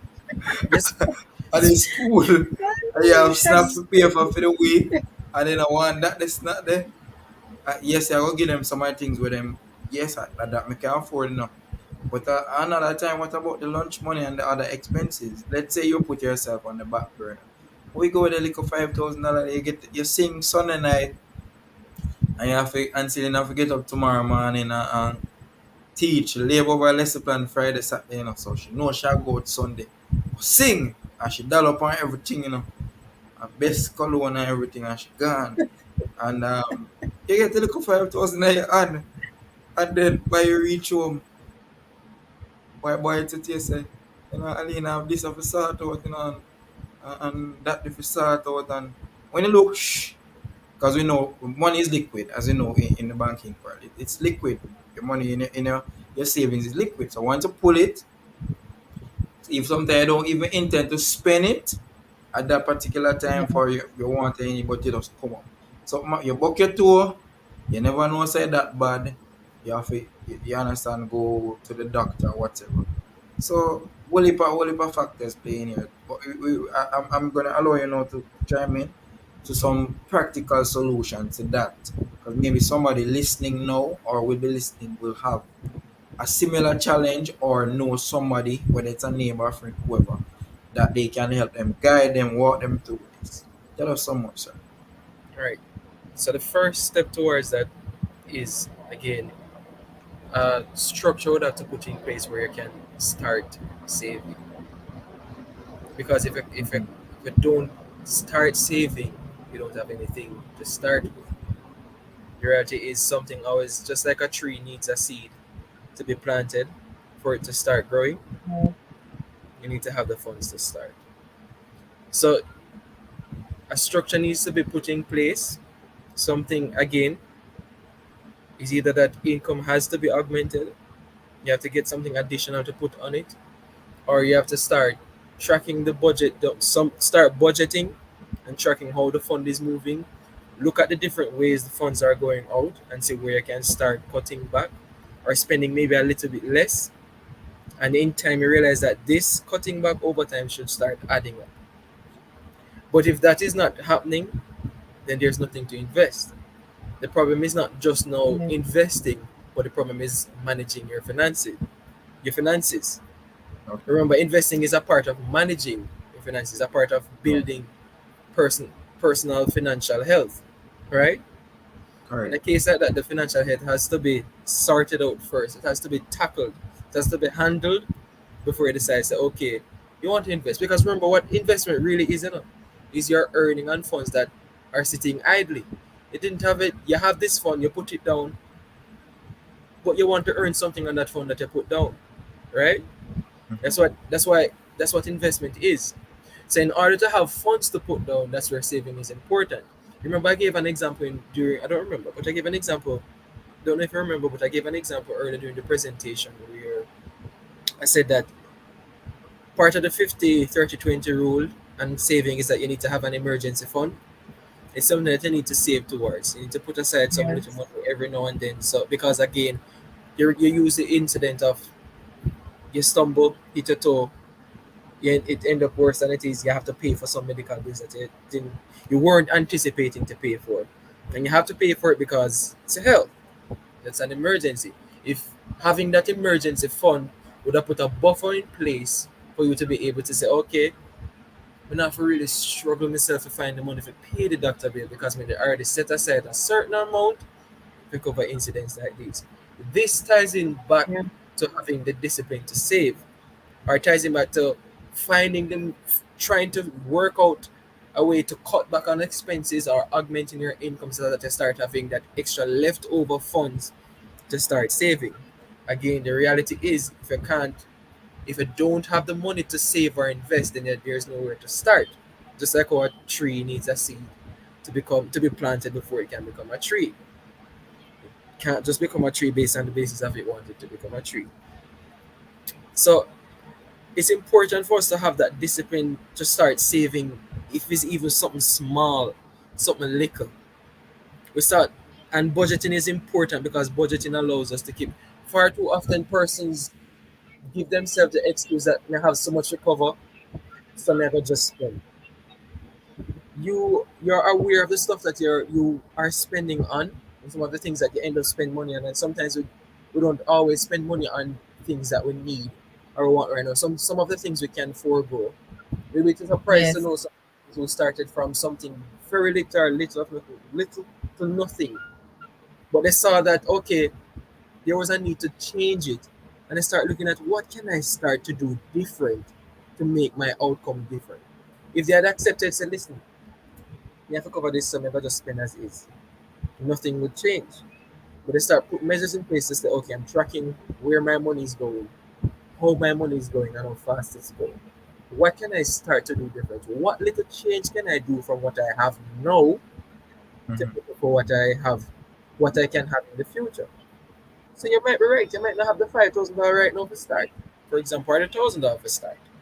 But you can probably start saving that $100 and $100. Remember, I said to you that after you save all your emergency funds, your saving objectives, you cover all of those with the money we need to save. You start have extra money now where you start save. Remember, say, all right, say you had the goal to save the $5,000, right? That $5,000 is a buffer savings.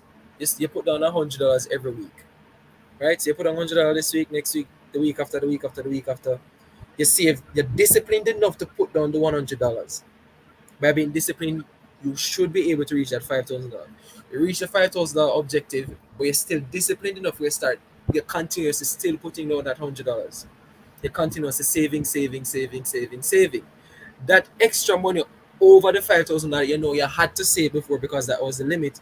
You can start put aside that extra money now towards investing because you know, say, all right, now we have extra outside of my savings and we can do something with. We have to keep that one readily available because I already have the money saved, readily available to spend on what I needed to do. You understand? But the Right. reality of the matter is that outside of the discipline and the willingness and commitment to try and change it, nothing will get done. And if we don't tell ourselves that, okay, what can I start to do different? Nothing will ever be done. Which something that I was grateful for, my parents. I remember when I was in primary school, although money were kind of different back then. We used to get $200 for lunch. And I found out that I could Instead of buying the box lunch, I could buy a hot dog and a small box drink and end up getting $50 change instead of spending the whole $200 and buying the lunch and the drink.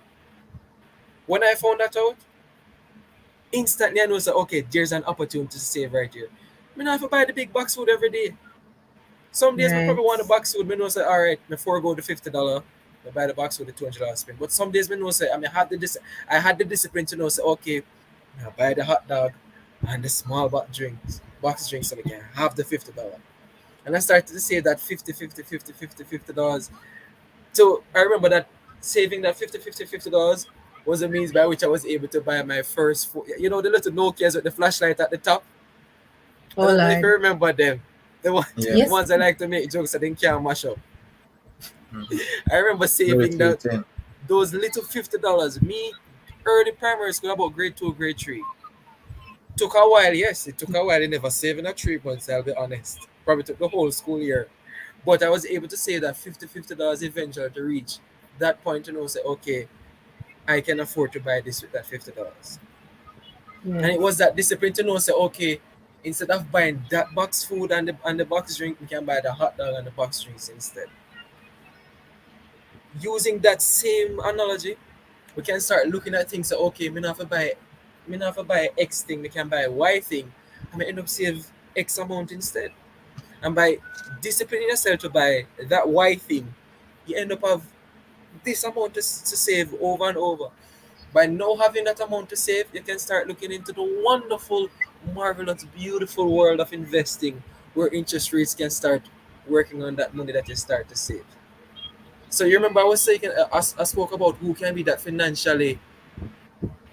financially stable investor, People and the must first be one was disciplined. discipline. The Discipline. first one was Discipline. must be disciplined. Outside of that discipline, outside of being disciplined, you can try from now till the morning. You can speak from now till the Yeah. morning. You won't get Mm-hmm. anywhere. It's the same as what the Bible said. Faith without works is dead. Saying it is one thing. You can always say it, but Doing not it. putting the means and the effort into place never comes to fruition. So we're to start in a situation like that. To sum up all of that, we're to start in a situation like that. Start building the discipline to know that to find out where can I cut back And it- and where can I augment my income to make something start working for me. That's where you start. That's the first investment in yourself and your finances. Yeah. After you start investing in yourself and the finances, then you can start moving on to investing in the monetary aspect of it. The interest that you start earning now start to be monetary interest. Hope that answers the question. Great response to the Yeah, question, sir. sounds much better. The Um, discipline, of course.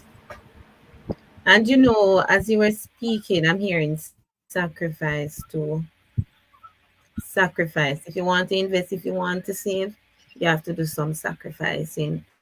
And as you talk about your $50, I save my husband and I, we save $50 religiously for my daughter. I don't spend $50. I will go out of my way to get a $50.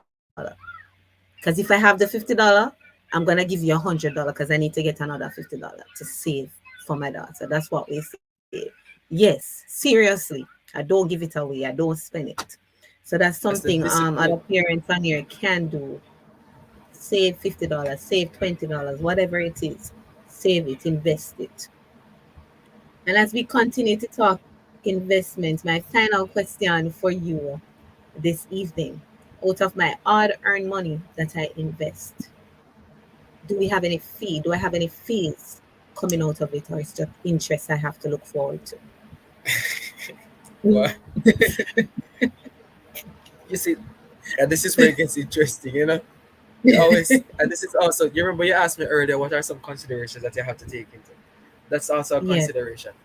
What Oh are the Lord. fees or the transaction costs that I'll have to bear in taking an Mm. investment? Because the reality of the situation is these institutions are offering a service, and imagine like Mr. Dwayne it was, right? Yes. Yes. Imagine Dwayne Yes, the two doing. they took the same approach to singing and not getting paid. Imagine you come and the bank said the broker said to you, listen, I'll help you with making these goals and finding the securities according to your appetite. And they end up not earning on that. How will they be able to keep up with providing all of this advice and not wealth of knowledge to you so you can benefit from it to earn on your money if they're not being paid for it? They won't have any incentive to continue. It's the same approach that banks take and the brokers and all these investment houses. Is that fees are a natural part of it because that's how they earn their money. And I know it's a hard way to look at it, yes, but come on now, man. They come with to invest my money. I'm gonna have to pay fees for it too. Think about it like the tax that you have to pay to the government. You can't fight it, but you know you can work around it.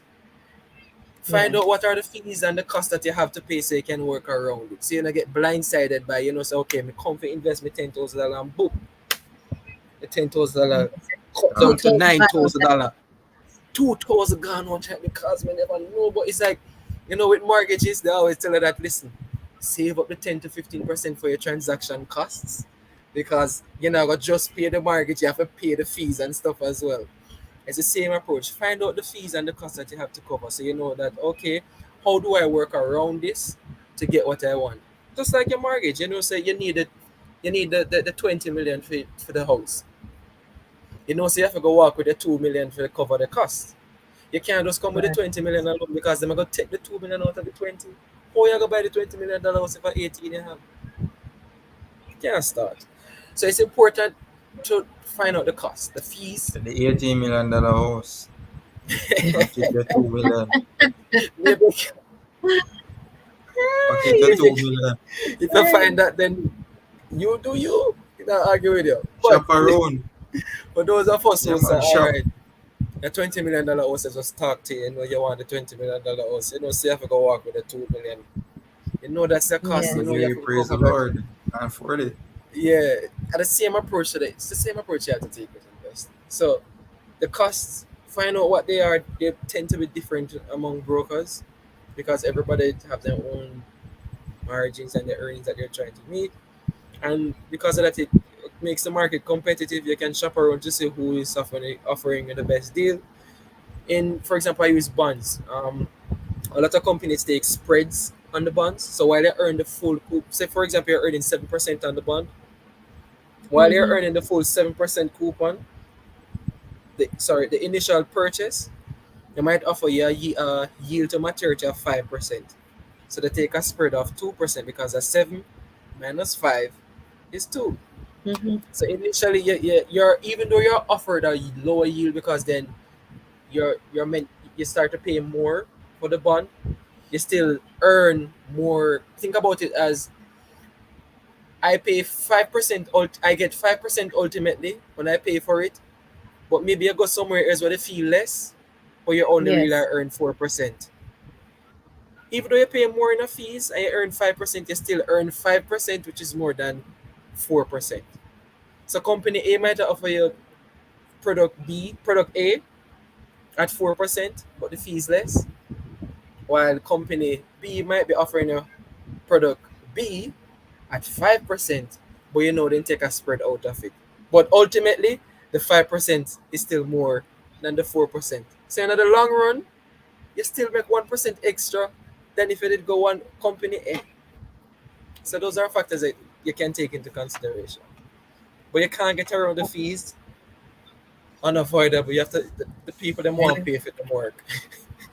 Yes. And I know I had said that was my last question, but as you touch on maturity, Mhm. something came back to memory that I want to share. We're on the program where we educate and inform people because sometimes there are some clause as it relates to this whole maturity, right? Because Yes. I remember, hmm, just get my look of work, just get my look of work. And I decided that I am going to take out what they call it at the time, Scotia Mint. I said, well, yeah, me, I call it name.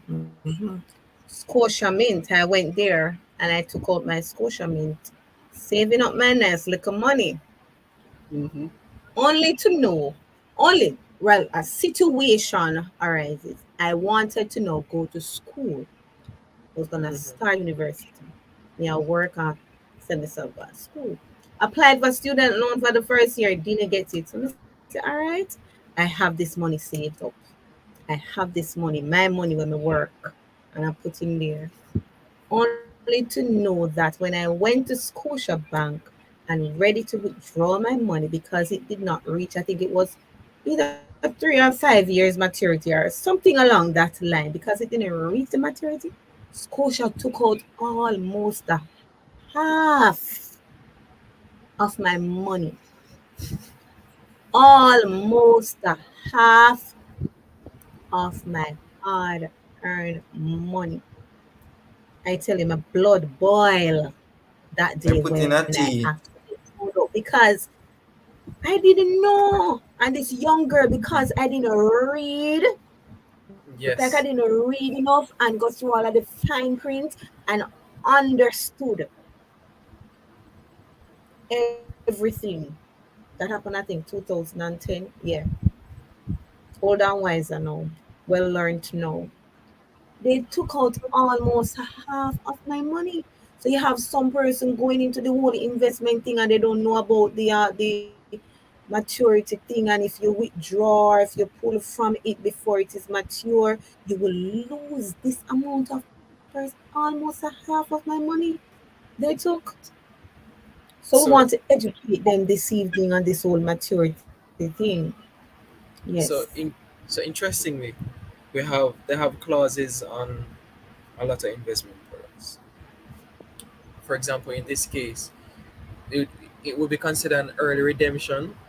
A lot of There are some products that have early redemption clauses where you stand to pay a fee, sometimes a large amount, or pay something if it's early redeemed. Because the assumption is that when you put aside the money, for example, they say that the term is 5 years, they want to you remember I said earlier when I was presenting that when you invest, is basically you're giving someone your money to use to work for what they want it to do, and then they compensate it to use that money. Right. So oftentimes when you invest this, say you had invested the 50,000, the bank took the 50,000 and they're using it for maybe expanding their loan books, or they decided they want to try something in real estate. I don't know. They have something that they want to use the funds for. They put these early redemption clause in because they expect, for example, they have a maturity profile that this investment that the bank is doing will last for X amount of time. So they want the funds to stay there for X amount of time. If they're going to have if they're going to have to recall the funds early, they stand to face some transactional costs themselves or stand to make some losses themselves. So banks are going, as with any company that is trying to make a profit, they try to compensate against the risk of having to do this by putting in these early redemption clauses. Not every product is like this, quick disclaimer, but some products have early redemption clauses where if it's early redeemed, there's a fee or an amount that you have to pay. Other maturity clauses that they might have is that a security might stand to be early redeemed by the issuer. For example, a bond might be issued and it's due to mature in 2025. That's 2 years from now. But they decide that, hey, I can early redeem it in 2024. By early redeem it in 2024, you would not end up earn as much as you would have earned if the money was sitting for 2 years instead of one. Remember, the whole idea of compound interest is interest earned on interest. No, you only earn interest for 1 year instead of earning interest for 2 years, and compound interest on the interest that you would have earned for 1 year. So factors like that come into place for early redemption, and it's also important to read these clauses. Additionally, these are things that should be presented to you as a person when you're investing. You remember I said that for a financial market to be efficient, information has to be transparent and readily available. Yes. So these information should be readily available and accessible by you, the investor, so that you know from before and what you're getting in. So for example, I know that okay, I want to take on a 5-year investment. I read the clause and I realize that, listen, okay, I can earn 5% on this 5 years investment, but you know, so if I back out within before 3 years time, I stand to pay this. So I am left to reason and say, okay, am I comfortable with what they're saying here? Am I willing to take this on? And if you're willing to take it on, then fine, take it on. You're willing to hold out for the 5 years, and that's good. And also, it comes back to that point that I made before, that it's important to know your goals and your objectives, because then you can make investment plans around it. Now, Yes. you know that, for example, you wanted the school, you know that in 3 years you wanted to start schooling, you know that, okay, it would be wiser to look for an investment opportunity where you can invest for up to three For years that without particular. standing to lose, or you can invest in something that is readily and easy to liquidate without you losing anything. Because remember, liquidation is really just being able to convert the value of this asset to cash without losing any or Any. much of the value, right? So you might be more interested in looking for something that can be easily liquidated in that 3 years, or something that will just last and mature for 3 years instead of something that is 5 years. And that's why I said a financially stable investor also knows their goals and objectives, because then they make plans around that goals and objective. And by making plans, they can circumvent some of these costs and the issues that they would have taken, because they have, instead of having mismatches in goals and the maturity of those goals and the maturity of the security. So it comes back to being knowledgeable, willing to learn, willing Yes. to read, willing to Important. ask questions.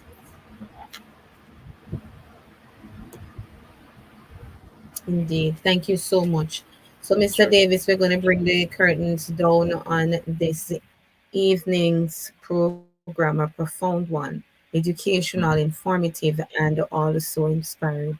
If you follow me now, Mr. Wright, me sit down here with you all night. When it comes to money and those things, I love to talk about it. When you say money, you call my name.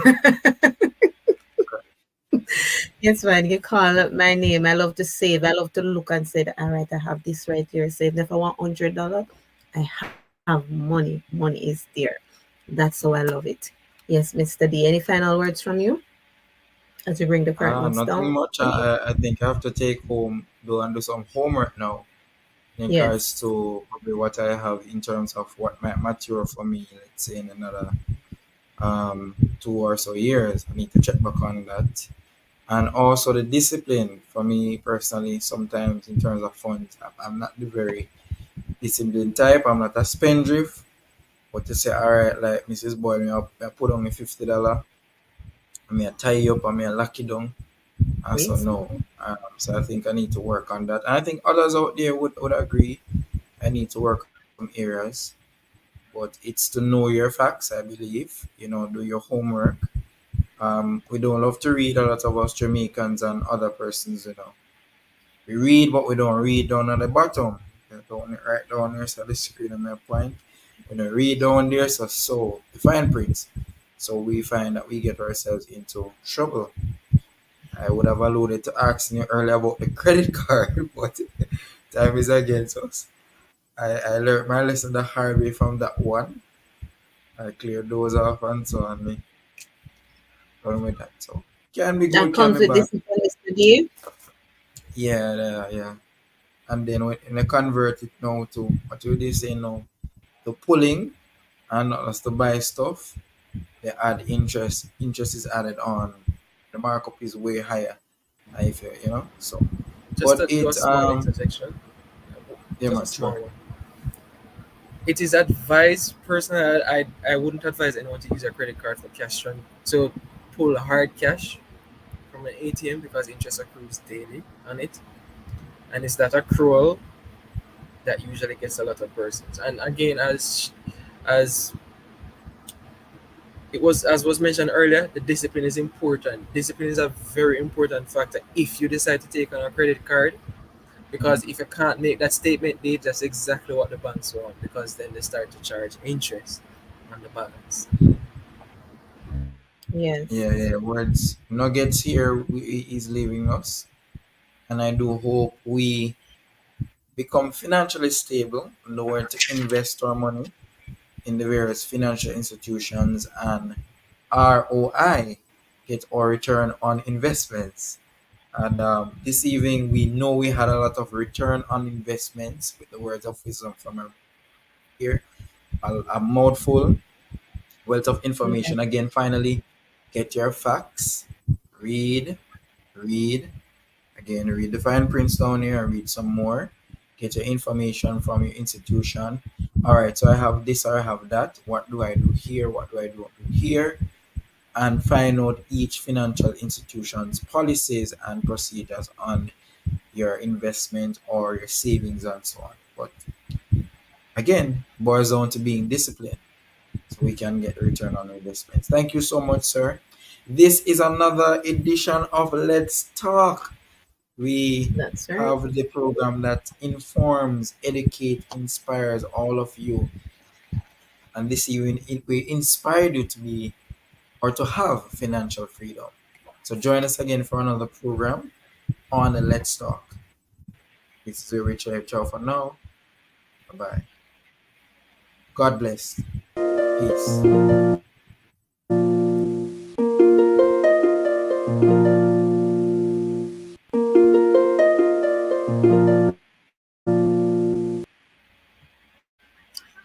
God bless you, everybody. Bye bye. Take care. Thank you for Blessings. joining. Join us next time. Bye bye.